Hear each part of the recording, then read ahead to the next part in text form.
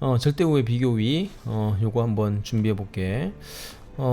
슬라이드가 많진 않기 때문에, 왜냐면 그 기회비용을 너희들이 먼저 들었다는 전제하에서 수업을 할 것이니까 기회비용 그쪽에 시간이 많이 걸리지만 그것만 뚫었다면은 그 다음부터는 쭉 그 내용 한 개만. 기회비용이 낮은 걸 선택하는 거, 낮은 걸 선택하는 게 선택하지 않은 것을 선택했었다면 얻는 가치가 낮은 걸 선택하는 게 맞다는 거. 그거는 기회비용에서 다 설명을 했으니까 잘 돼 있다는 전제를 두고 한번 시작해 볼게. 시작하기 전에 이제 우리가 먼저 계산법은 이따가 설명을 해주겠지만 이번 숙제는 계산을 하지 말고 이따가 내가 계산을 동영상으로 올려주면은 그때 체크하도록 하고, 계산할 수 있는 애들은 계산하도록 해. 지금 방법을 다 알려줄 테니까. 자, 하기 전에 먼저 이제 그 중상주의와 국부에 대해서 좀 공부해 볼게. 아담 스미스가 나타나기 전에 자유시장 경제라는 걸 말하기 전에는 중상주의였어. 중상주의니까 아담 스미스 전이 이제 중상주의였다는 말이지. 그때 이제 국부라는 게 있었는데, 국가의 부를 말하잖아. 국부가 이게 돈이나 아니면 외화 이런 게 아니고 국부가 금은이었던 거야. 또는 이제 중상주의 후기에는 원자재가 되거든. 그것들을 최대한 확보하는 건데, 국부는 금은이라면 금은인 무한이냐? 아니지. 지구상의 금은은 한정돼 있잖아. 한정된 걸 가지고 싸울 수밖에 없는 거라고. 충분한 국부와 국력을 상주하고 유지하기 위한 책임은 국가에게 있으며, 중상주의 목표는 국가의 번영과 국력의 신장, 즉 국부의 신장이며, 국가의 목표는 국부를 증대시키는 게 국가의 목표이고, 이런 것들은 뭐 기본적인 내용이고, 어쨌든 우리가 알 수 있는 것은 아담 스미스 이전에는 그때는 중상주의였다는 거. 그때 국가의 부는 금과 은 같은 원자재였다는 거야. 밑에 써있다. 국부란 무엇인가? 국부는 국가에서 필요한 재화로서 금과 같은 귀금속이기 때문에 금과 은을 포함한 뭐 철 이런 거, 어제 원자재를 말하면 될 것 같아. 금은에 대한 국가의 수요가 점점점 증대하게 되지. 왜냐면은 국가가 이제 점점 발전하기 때문에. 화폐 소재로서의 금은은 국부와 동일시되었다. 국부는 곧 금은이며 금은은 곧 국부가 된 것이라고. 그 플러스 다양한 원자재들, 금과 같은 귀금속 상실, 이건 국가의 손해가 되는 거야. 금과 같은 귀금속의 그러한 획득, 이런 것들은 국가의 이익이 되는 거고. 근데 문제는 뭐냐면은 금과 은은 귀금속으로 한정돼 있잖아. 한정된 상태에서 이제 국부를 누리려면은 다른 나라 거를 갖고 와야 돼. 그러려면은 싸우거나 들어가서 뺏어오거나, 국가가 직접적으로 귀금속 유출을 금지하게 되고, 그러니까 귀금속을 밖으로 이제 나가지 않게 하는 거야. 그리고 유입을 장려하는 거. 그러니까 100이면은 100은 갖고 있고 110, 120, 130 다른 나라에서 갖고 오는 거. 그럼 그 나라는 뭐 하냐? 또 뺏기게 되겠지. 어쨌든 귀금속의 국내 보유량을 증가시키는 게 국부의 상징이었다는, 그건 중상주의. 거래 개념이라는 게 전혀 없는 그러한 시장이라는 게 없는 거야. 지금 오른쪽 보면은 이게 브리티시 이스트 인디아 컴퍼니에서, 이게 동인도 회사라고 해서, 이게 그 뭐더라, 캐리비안 해적도 보면은 이거 나온다. 동인도 회사. 얘들이 이제 동인도니까 중동, 오른쪽이니까 동양으로 와가지고 인도에다가 회사를 차려가지고 거기서 원자재를 다 쓸어가는 거야. 이게 지금 프랑스 국기잖아. 프랑스도 막 그냥 제국이 막 엄청나게 널리 퍼져가지고 뭐 그냥, 그때는 이제 제국주의가 퍼지게 된 그 모든 것들은 국부를 누리기 위해서. 귀금속의 국내 보유량을 증대시키는 방법은 중상주의 초기다. 초기는 금과 은을 채굴하는 거였어. 근데 금과 은을 채굴하는 게 그게 쉽고 어려운 거 중요한 게 아니고, 그게 한정돼 있단 말이야. 프랑스에서 금을, 뭐 우리나라에서 금을 얼마나 생산하냐? 뭐 금이 한정돼 있기 때문에 나중에 바닥에 나겠지? 그래서 중상주의 후기에는 금은의 채굴 중심보다는 이제 이게 산업혁명 이후에 상품을 만들잖아. 상품을 수출하는 거야. 어디에다가? 그렇지. 아프리카나 아니면 뭐 인도나 이런 나라에다가 상품을 수출을 촉진시켜. 그리고 수입은 억제한다는 것은 상품을 수입은 하지 않는 거야. 무조건 수출만 하는 거야. 그 수입은 안 하는 거지.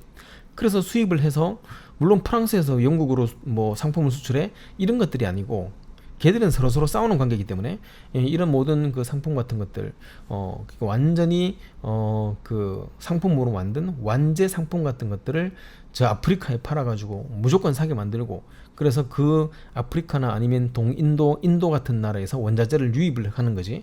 그래서 무역 수지로 흑자를 만드는 것. 이것도 사실상 시장 개념이 아닌 거야. 초기에는 금은을 채굴했고, 하지만 후기에는 금은 채굴이 한정돼 있기 때문에 어쨌든 상품을 우리가 만들어서 막 그냥 강제로 파는 거야.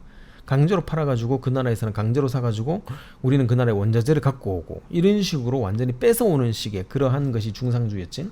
중상주의의 특징은 상인들은 대외무역을 통해서 국가의 이익을 증대시켰다. 이때 상인들이 뭐냐면 동인도의사 같은 애들, 국가는 특정한 산업에 대해서는 동인도의사 같은 애들, 상인들의 독점적인 위치를 부여하게 되고, 동인도회사는 국가가 밀어주는 거의 뭐 국가의 뭐 기업과 같은 거야. 그래서 무역 상인들의 계층은 영향은 증가하게 되었어. 점점 상인들의 위치가 상승하게 된 것이야. 그러면서 국가의 군사력에 바탕을 둔 식민지 확장주의, 이건 당연하겠지. 그 나라에서 뺏어와야 돼.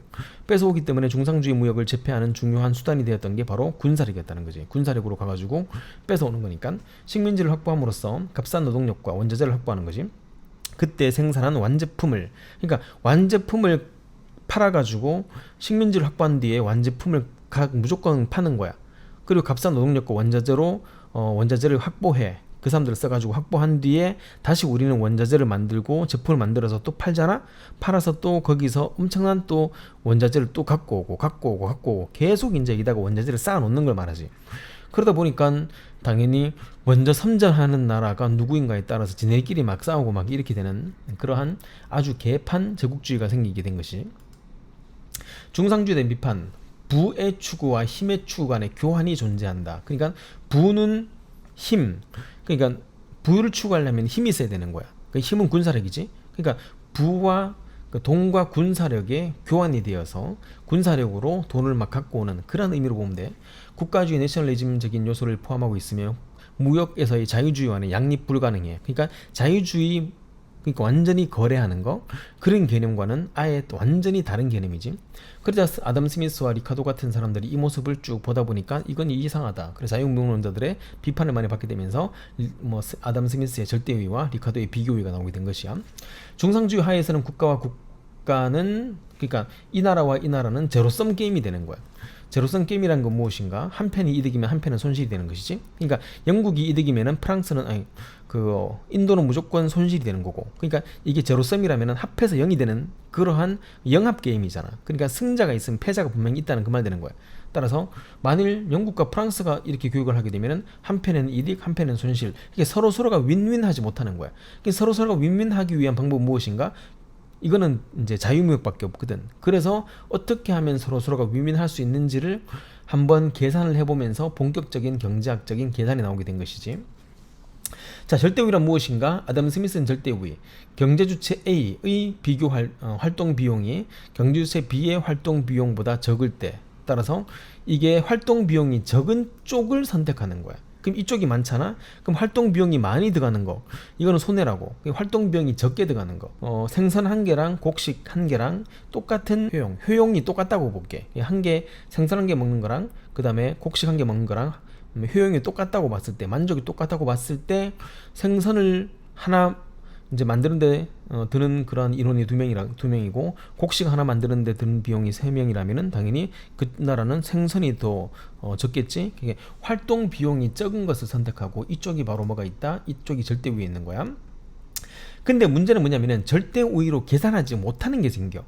계산하지 못하는 게 생길 때는, 그때는 비교율을 따져봐야 되거든. 그때는 이제 물론 이쪽으로 계산하면 계산하면 되는데 만약 이쪽 계산이 불가능할 때, 그때는 경주체 A의 활동의 기회비용은 먼 쪽을 선택하라, 낮은 쪽을 선택하라. 그러니까 경주체 B의 기회비용보다 적을 때, 따라서 이 기회비용이 이게 더 크잖아. 그럼 이걸 선택하면 안 되는 거야. 기회비용은 항상 낮은 쪽을 선택하면 되는 거고, 기회비용을 따지게 될 때 그때 비교우위라고 하는 거야. 그러니까 기회비용을 안 따질 때는 절대우위, 기회비용을 따질 때는 비교우위. 따라서 기회비용이 낮은 걸 선택하라. 자, 먼저 절대우위 볼게. 절대우위는 기회비용을 따지지 않는 걸 말하는 거야. 한 나라의 어떤 재화의 생산 비용이 다른 나라보다 낮을 때 그 나라가 국제 분쟁 분업상 갖는 위치. 여기서 이제 중요한 게 문제 특화라는 거. 내가 지난 정규반 때도 말했고 이번 연속 2주째 말하고 세 번째 말한다. 스페셜리제이션 특화. 한 상품만 특화시키는 거야. 한 상품만 특화하는 방법 볼게. 숫자의 의미, 이미 다 써놨는데 한 단위의 재화를 생산하는 데 필요한 노동자의 수라고 할게. 자, 이게 스페인이고 이게 노르웨이다. 이상하게 스페인과 노르웨이가 잘 나오기 때문에 이건 생선 한 마리와 그 다음에 곡식 하나인데 이게 효용이 같다고 볼게.